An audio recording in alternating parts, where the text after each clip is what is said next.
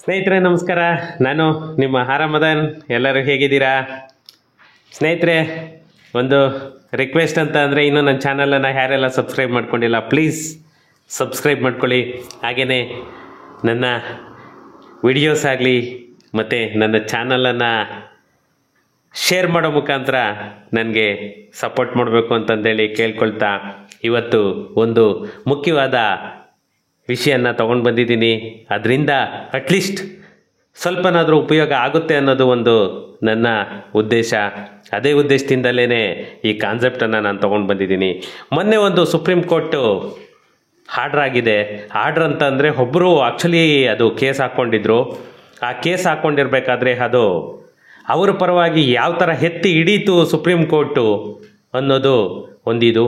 ಆ ಕೇಸಿಂದನೇ ಇವತ್ತು ಒಂದು ಸುಪ್ರೀಂ ಕೋರ್ಟು ಒಂದು ಆರ್ಡ್ರನ್ನು ಮಾಡಿದೆ.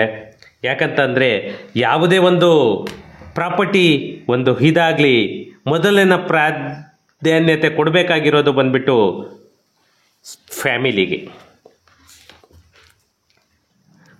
ಯಾಕಂತಂದರೆ ಇವತ್ತು ಎಷ್ಟೋ ಜನ ನೋಡಿ, ಒಂದು ಪ್ರಾಪರ್ಟಿ ಸೇಲ್ ಮಾಡಬೇಕು ಅಂತಂದರೆ ಬೇರೆ ಯಾರಿಗಾದರೂ ಕೊಡ್ತೀನಿ, ನಮ್ಮ ಸಂಬಂಧಿಕರಿಗೆ ಮಾತ್ರ ಕೊಡಲ್ಲ.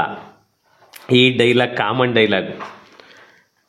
ಅದಕ್ಕೋಸ್ಕರನೇ ಸುಪ್ರೀಂ ಕೋರ್ಟು ಯಾವುದೇ ಒಂದು ಪಿತ್ರಾರ್ಜಿತ ಆಸ್ತಿ ಇರಲಿ, ಆ ಪಿತ್ರಾರ್ಜಿತ ಆಸ್ತಿನ ಫಸ್ಟ್ ಬಂದ್ಬಿಟ್ಟು ಫ್ಯಾಮಿಲಿಗೆ ಆದ್ಯತೆ ಕೊಡಬೇಕು, ಫ್ಯಾಮಿಲಿಯವ್ರಿಗೆ ಪ್ರಾಧಾನ್ಯತೆಯನ್ನು ಕೊಡಬೇಕು.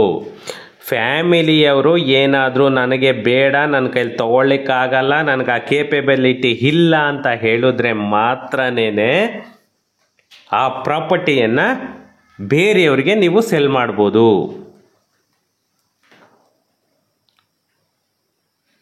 ಯಾಕಂತಂದರೆ ಒಂದು ಯಾವುದೇ ಪ್ರಾಪರ್ಟಿ ಆಗಲಿ ಮೊದಲು ಕುಟುಂಬದವರು ಬೆಳಿಬೇಕು. ಇವಾಗ ಆ ಕುಟುಂಬದಿಂದ ಹೊರಗಡೆ ಹೋಗಬಾರ್ದು. ಮೊದಲು ಸಂಬಂಧಕ್ಕೆ ಬೆಲೆ ಕೊಡಬೇಕು. ಮೊದಲು ಸಂಬಂಧಕ್ಕೆ ಬೆಲೆ ಕೊಟ್ಟು ಆಮೇಲೆ ಬೇರೆಯವರಿಗೆ ಒಂದು ಆದ್ಯತೆಯನ್ನು ಕೊಡಿ ಅಂತ ಹೇಳಿಬಿಟ್ಟು ಸುಪ್ರೀಂ ಕೋರ್ಟು ಮೊನ್ನೆ ಒಂದು 3-4 ಡೇಸ್ ಬ್ಯಾಕು ಒಂದು ನಿಜವಾಗೂ ಒಂದು ಅಪ್ರಿಸಿಯೇಟ್ ಮಾಡಬೇಕು ಆ ಥರ ತೀರ್ಪನ್ನು ಪ್ರಕಟಣೆ ಮಾಡಿದೆ. ಯಾವುದೇ ಪ್ರಾಪರ್ಟಿ ಆಗಲಿ ಮೊದಲು ನೋಡಬೇಕಾಗಿರೋದು ವಾರಸತ್ವ. ಆ ವಾರಸತ್ವ ನೋಡಿಬಿಟ್ಟೇನೆ ಮೊದಲು ವಾರಸುದಾರ ಯಾರಿದ್ದಾರೆ ಅವರಿಗೆ ಪ್ರಾಧಾನ್ಯತೆಯನ್ನು ಕೊಡಿ. ಯಾಕಂತಂದರೆ ನೋಡಿ, ಇದು ಒಂದು ಹಿಮಾಚಲ ಪ್ರದೇಶಲ್ಲಿ ಲಜಪತ್ ಅನ್ನೋರು ಆ್ಯಕ್ಚುಲಿ ಇದನ್ನು ಕೇಸ್ ಹಾಕ್ಕೊಂಡಿದ್ದು. ಲಜಪತ್ ಅನ್ನೋರಿಗೆ ಅದು ಆ್ಯಕ್ಚುಲಿ ಪಿತ್ರಾರ್ಜಿತ ಆಸ್ತಿ. ಪಿತ್ರಾರ್ಜಿತ ಆಸ್ತಿನ ಅವರು ಅಣ್ಣನಿಗೆ ಕೊಡೋದಕ್ಕೆ ಅವರು ನಿರಾಕರಿಸ್ತಾರೆ. ನಾನು ನಿನಗೆ ಕೊಡಲ್ಲ, ನಾನು ಬೇರೆಯವ್ರಿಗೆ ಇದು ಮಾಡ್ತೀನಿ. ಯಾಕಂದರೆ ಅವ್ರು ಕೇಳಿರ್ತಾರೆ ಅದನ್ನು, ಆ್ಯಕ್ಚುಲಿ ನನಗೆ ಕೊಟ್ಬಿಡು ಪ್ರಾಪರ್ಟಿ ಅಂತ ಕೇಳಿದಾಗ ಅವನು ನಾನು ನೀನು ಕೊಡಲ್ಲ, ನಾನು ಬೇರೆಯವ್ರಿಗೆ ಮಾರಾಟ ಮಾಡ್ತೀನಿ ಅಂತಂದೇಳಿ ಬೇರೆಯವ್ರಿಗೆ ಮಾರಾಟ ಮಾಡೋಕ್ಕೆ ಹೋಗ್ತಾನೆ. ಆವಾಗ ಏನು ಮಾಡುತ್ತೆ, ಅವನು ಕೋರ್ಟ್ ಮೆಟ್ಲು ಹತ್ತುತ್ತಾನೆ. ನೋಡಿ, ಅಣ್ಣ ತಮ್ಮ ಅನ್ನೋದು ಹೆಂಗಿದಾಗುತ್ತೆ ಅನ್ನೋದಕ್ಕೆ. ಆವಾಗ ಅವರು ಕೋರ್ಟ್ ಮೆಟ್ಟಲ್ಲಿ ಹತ್ತದಾಗ ಸುಪ್ರೀಂ ಕೋರ್ಟು ಪ್ರತಿಯೊಂದನ್ನು ನೋಡಿ, ಹಿಂದೂ ಉತ್ತರಾಧಿಕಾರಿ ಕಾನೂನಿನ ಸೆಕ್ಷನ್ 22ರ ಪ್ರಕಾರ ಯಾವುದೇ ಹಿಂದೂ ವಾರಸುದಾರರು ತನ್ನ ಪಾಲಿನ ಆಸ್ತಿಯನ್ನು ಮಾರಾಟ ಮಾಡಲು ಬಯಸಿದರೆ ಮೊದಲು ಅದನ್ನು ಕುಟುಂಬದ ಉಳಿದ ಸದಸ್ಯರಿಗೆ ಮಾರಾಟ ಮಾಡುವ ಅವಕಾಶ ನೀಡಬೇಕು. ಯಾವುದೇ ಒಂದು ಪ್ರಾಪರ್ಟಿ ಆಗಲಿ ಕುಟುಂಬದವರಿಗೆ ಮೊದಲು, ಕುಟುಂಬದವರು ತಗೊಳ್ಳೋದಕ್ಕೆ ಬೇಡ ಅಂತ ನಿರಾಕರಿಸಿದ್ರೆ ಆಮೇಲೆ ಬೇರೆಯವರಿಗೆ ಅದನ್ನು ನೀವು ನೆಮ್ಮದಿಯಾಗಿ ಮಾರಾಟ ಮಾಡ್ಬೋದು. ಇದರಿಂದ ಯಾವುದೇ ಒಂದು ಕುಟುಂಬದ ಆಸ್ತಿ ಒಂದು ಅಕ್ರಮ ಮಾರಾಟ ಎಷ್ಟಕ್ಕಂದ್ರೆ ಅಷ್ಟಕ್ಕೆ, ಏನಂದ್ರೆ ಅದೇ, ಇದೆಲ್ಲ ಆಗೋದನ್ನು ಒಂದು ತಪ್ಪಿಸೋದಕ್ಕೋಸ್ಕರನೇ ಸುಪ್ರೀಂ ಕೋರ್ಟು ಈ ಥರ ಮಾಡಿರೋದು.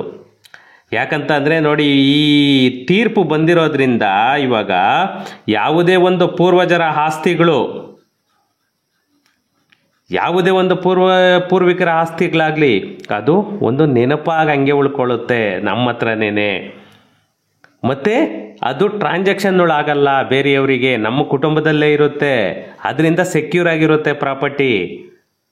ಇವಾಗ ಬೇರೆಯವ್ರು ಬಂದರೆ ಅಲ್ವಾ ಅದಕ್ಕೆ ಒಂದು ಅಕ್ಕಪಕ್ಕದಕ್ಕಾಗ್ಬೋದು, ನಮ್ಮ ಪ್ರಾಪರ್ಟಿಗೆ ಆಗಲಿ ಟ್ರಾನ್ಸಾಕ್ಷನ್ ಟು ಟ್ರಾನ್ಸಾಕ್ಷನ್ ಬೆಳೆದೋಗೋದು. ಮತ್ತು ಅದರಿಂದ ಏನಾಗುತ್ತೆ ಅಂತಂದರೆ ಕುಟುಂಬದಲ್ಲೇನೇ ಪೀಳಿಗೆಯಿಂದ ಪೀಳಿಗೆಗೆ ವರ್ಗಾವಣೆ ಆಗ್ತಾ ಹೋಗುತ್ತೆ. ಅದು 100% ಸೆಕ್ಯೂರ್ ಆಗಿರುತ್ತೆ.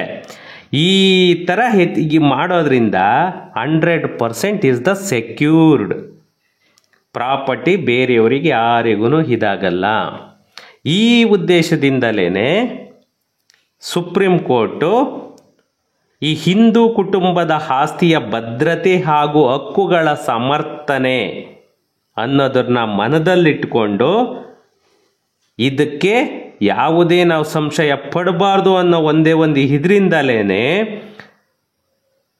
ಯಾವುದೇ ಪ್ರಾಪರ್ಟಿಯ ಆಧಿಪತ್ಯ ಕುಟುಂಬದೊಳಗೆ ಉಳಿಯಬೇಕು,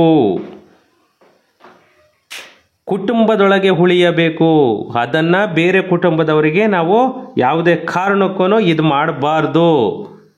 ಯಾವುದೇ ಪ್ರಾಪರ್ಟಿ ಸೇಲ್ ಮಾಡಬೇಕಂದ್ರೂ ಮೊದಲನೇ ಆದ್ಯತೆ ಕುಟುಂಬದವರಿಗೆ ಮಾತ್ರನೇ ಕೊಡಬೇಕು ಅಂತ ಹೇಳಿಬಿಟ್ಟು ಕುಟುಂಬದಲ್ಲೇ ಉಳ್ಕೋಬೇಕು ಪಿತ್ರಾರ್ಜಿತ ಆಸ್ತಿ ಅನ್ನೋ ಉದ್ದೇಶದಿಂದ ಈ ತೀರ್ಪನ್ನು ಸುಪ್ರೀಂ ಕೋರ್ಟು ಮಾಡಿದೆ. ಇದರಿಂದ ಎಷ್ಟು ಉಪಯೋಗ ಆಗುತ್ತೆ ಅಂತಂದರೆ, ಒಂದು ನೋಡಿ, ಆ ಪ್ರಾಪರ್ಟಿಗೆ ಒಂದು ವ್ಯಾಲ್ಯೂ ಅನ್ನೋದೊಂದು ಹೆಂಗೆ ಇದಾಗುತ್ತೆ.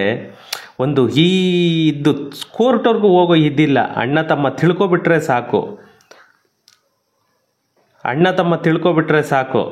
ಅದನ್ನು ಒಂದು ಅಣ್ಣ ತಮ್ಮನೇ ಅಂತಲ್ಲ, ಇಡೀ ಫ್ಯಾಮಿಲಿ, ಇವ ನಮ್ಮ ತಾತ ಮುತ್ತಾತ ಏನಿರುತ್ತೆ ನಮ್ಮ ಫ್ಯಾಮಿಲಿಯಲ್ಲಿ ತಗೊಳಕ್ಕಾಗಿಲ್ಲ ಅಂತಂದರೆ ನಮ್ಮ ಮುತ್ತಾತನ ಮಕ್ಕಳಾಗಲಿ ಅವರಿಗೆ ಯಾರಿಗಾದ್ರೂ ಪ್ರಾಧಾನ್ಯತೆಯನ್ನು ಕೊಡಬೇಕು ಅನ್ನೋದು ಸುಪ್ರೀಂ ಕೋರ್ಟು ಹೇಳಿರೋದು. ಪ್ರತಿಯೊಬ್ಬರೂ ಇದನ್ನು ಯೋಚನೆ ಮಾಡಿದ್ರೆ ನಮ್ಮ ಪ್ರಾಪರ್ಟಿ ನಮ್ಮ ಕುಟುಂಬದಲ್ಲೇ ಇರುತ್ತೆ, ನಮ್ಮ ಕುಟುಂಬದವರೇ ಬೆಳೀತಾರೆ. ನಮ್ಮ ಕುಟುಂಬದ ಆಸ್ತಿ ನಮ್ಮ ಫ್ಯಾಮಿಲಿಯಲ್ಲೇ ಉಳಿಯುತ್ತೆ, ನಮ್ಮ ಕುಟುಂಬದವರೇ ಬೆಳೀತಾರೆ ಅನ್ನೋದು ಮೇಜರ್ ಥಿಂಗ್. ಅದರಿಂದ ಎಲ್ಲರೂ ಸ್ವಲ್ಪ ಈ ಕೋರ್ಟ್ ಹೇಳಿರೋದನ್ನ ಒಂದು ಮನದಲ್ಲಿ ಇಟ್ಕೊಂಡಾದರೂ ಕೂಡ ನಿಮ್ಮ ಪ್ರಾಪರ್ಟಿನ ನಿಮ್ಮ ಕುಟುಂಬದಲ್ಲೇನೇ ಉಳಿಸ್ಕೊಳ್ಳೋದಕ್ಕೆ ಟ್ರೈ ಮಾಡಿ.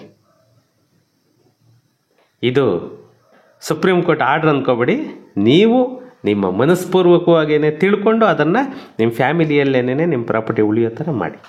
ಓಕೆ, ಸಿಗೋಣ ನೆಕ್ಸ್ಟ್ ವಿಡಿಯೋದಲ್ಲಿ. Thank you.